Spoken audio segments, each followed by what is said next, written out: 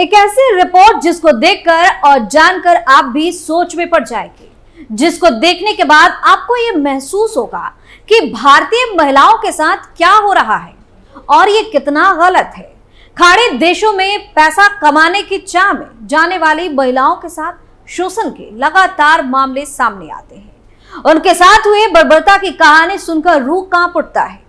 ये महिलाएं तो पैसा कमाने, घर परिवार को चलाने के लिए इन देशों में जाती हैं, लेकिन वहां इनका फायदा कैसे उठाया जाता है, इनके साथ किस तरह का सलूक किया जाता है, कितनी यातनाएं इनको सहनी पड़ती है, ये आपको पूरी तरह से झकझोर कर रख देगा। इतना ही नहीं, कैसे हमारे देश में हिंदू लड़कियों के साथ छल करके यहीं के मुसलमान इनको नरक में ढकेल देते हैं, ये भी आपको बताएंगे। नमस्कार, आप देख रहे हैं कैपिटल टीवी उत्तर प्रदेश और मैं हूं आपके साथ दिव्या सिंह। इस खास प्रोग्राम पर्दाफाश में आपका स्वागत है।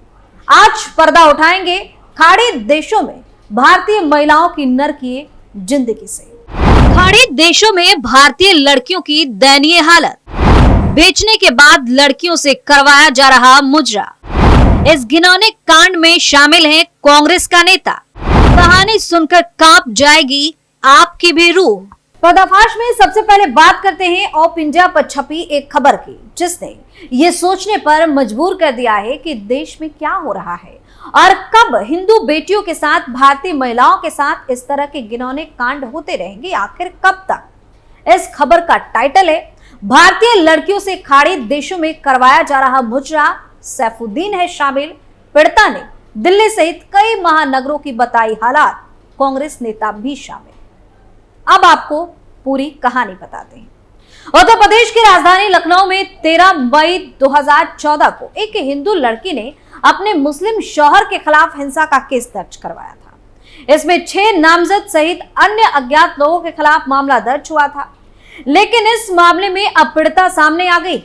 उसने जिहाद की गहरी साजिश का आरोप लगाया है। पीड़िता ने इस पूरे नेटवर्क में कांग्रेस के एक नेता को भी शामिल बताया है। पीड़िता यूपी के बहराइच जिले की रहने वाली है, जबकि आरोपित कर्नाटक के बीदर के रहने वाला है। पीड़िता ने इस मामले में लखनऊ के गुडम्बा थाने में केस दर्ज कराया है। पीड़िता ने अपनी शिकायत में बताया कि वो पिछले 6 से 7 वर्षों से दुबई और बहरीन में रहकर काम करती थी। बहरीन में उसकी मुलाकात कर्नाटक के बीदर निवासी सैफुद्दीन से हो गई, जिसके बाद सैफुद्दीन ने पीड़िता से दोस्ती की और बहरीन में उससे हैवानियत भी की। इसके बाद पीड़िता ने बहरीन में उसके खिलाफ केस दर्ज करवाया। इस हैवानियत की वजह से पीड़िता गर्भवती भी हो गई थी। इसके बाद पीड़िता को इस्लाम कबूल करने की सलाह दी गई। आरोप है कि सैफुद्दीन के परिजनों के दबाव में 13 फरवरी 2024 को पीड़िता ने धर्मांतरण करके सैफुद्दीन से निकाह भी कर लिया। गर्भावस्था के 5 माह पूरे होने पर सैफुद्दीन ने पीड़िता को इलाज के बहाने मुंबई भेज दिया। यहाँ साजिशन पीड़िता का अबॉर्शन करवा दिया गया। वहां से सैफुद्दीन पीड़िता को अपने घर कर्नाटक के बीदर ले गया। वहां लड़की को सैफुद्दीन के भाई सबीरुद्दीन और अन्य 3 लोगों ने अपनी बहन के साथ मिलकर उसको शारीरिक और मानसिक तौर पर प्रताड़ित करना शुरू कर दिया।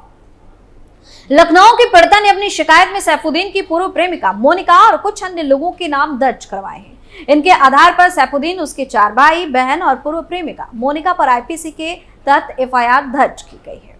अब आपको बताते हैं कि मीडिया से बातचीत के दौरान पीड़िता ने क्या क्या बताया। यहाँ एबीपी न्यूज के मुताबिक पीड़िता ने अपनी प्रताड़ना को विस्तार से बताया है। बाकायदा हम आपको दूसरे विंडो में ये भी दिखाने की कोशिश कर रहे हैं कि किस हेडलाइन के साथ ये पूरी खबर दिखाई गई, ताकि आप इस स्टोरी की सत्यता पर कोई संदेह ना करें।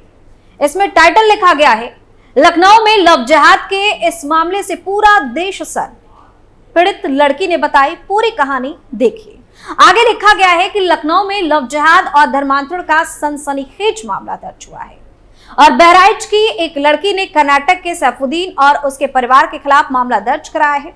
लड़की का आरोप है कि सैफुद्दीन ने जबरन उसका धर्मांतरण कराने की कोशिश की है और इस पूरे मामले को जानकर आप दंग रह जाएंगे। जिहाद के इस मामले की लड़की ने बताई पूरी कहानी। देखिए पूरी न्यूज सिर्फ एबीपी न्यूज पर। बता दें कि एबीपी न्यूज से बात करते हुए लड़की ने बताया कि सैफुद्दीन उसे एक क्लाइंट के तौर पर मिला था। कुछ दिनों की बातचीत में वो पीड़िता पर डोरे डालने लगा। वह शराब में गोलियां डालकर पीता था। वह खुद को अपने घर से बेहद परेशान बताया करता था। पीड़िता ने बताया कि वह अपनी बीवी और गर्लफ्रेंड से खुद को परेशान बताता था।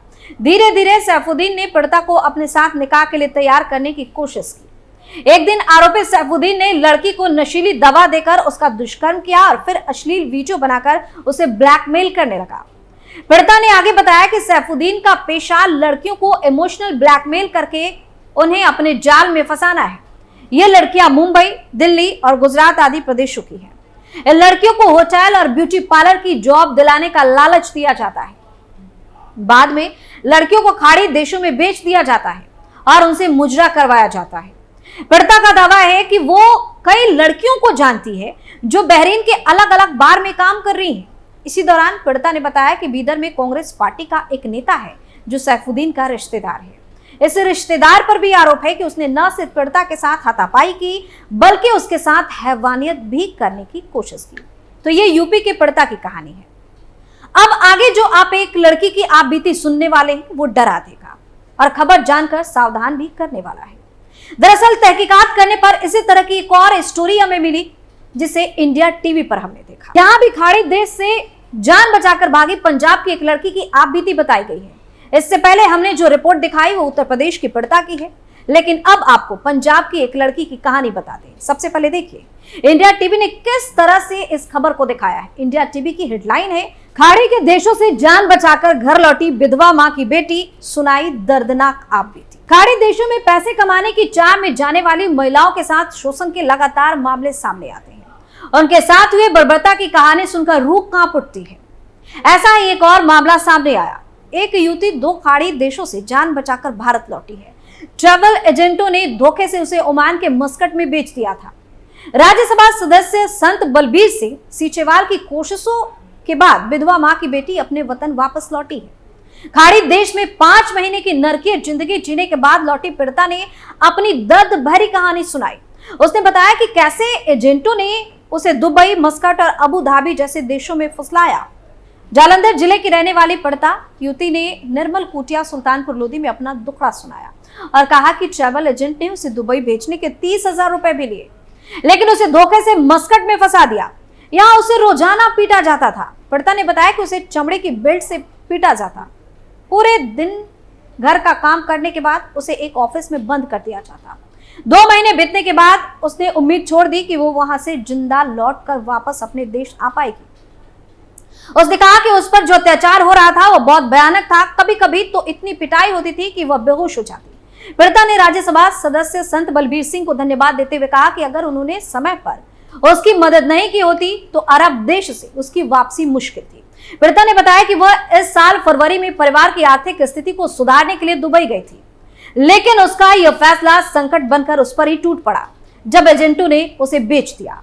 वहां उसे ठीक से खाना भी नहीं दिया जाता था और बीमार होने पर इलाज भी नहीं कराया जाता। पीड़िता ने कहा कि उसकी विधवा मां ने हिम्मत नहीं हारी और उसने किसी तरह राज्यसभा सदस्य संत बलबीर सिंह सीचेवाल से संपर्क किया और उसकी जान बच गई। वहीं पीड़िता की मां ने बताया कि जब उसे इस बारे में पता चला तो उसने एजेंट से अपनी बेटी को वापस बुलाने की गुहार लगाई, लेकिन एजेंट लड़की को वापस करने के लिए उससे लाखों रुपए की मांग करने लगा। पैसे नहीं देने की स्थिति के चलते उसने अपनी लड़की की वापसी की उम्मीद छोड़ दी थी। राज्यसभा सदस्य संत बलबीर सिंह सीचेवाल ने पंजाब के लोगों से अपील की है कि वो किसी भी एजेंट पर भरोसा ना करें, क्योंकि ट्रैवल एजेंटों ने बड़ी संख्या में लोगों को धोखा दिया है।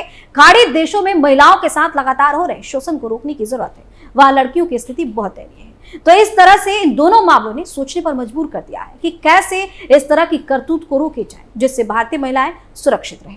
आपकी क्या राय है हमें कमेंट करके जरूर बताएं। पर्दाफाश में फिलहाल के लिए इतना ही। देखते रहिए कैपिटल टीवी उत्तर प्रदेश। नमस्कार।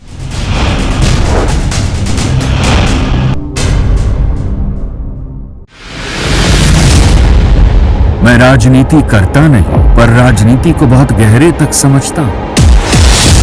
मैं लोगों के बीच रहता हूं, लोगों के मन को अच्छे से जानता हूं।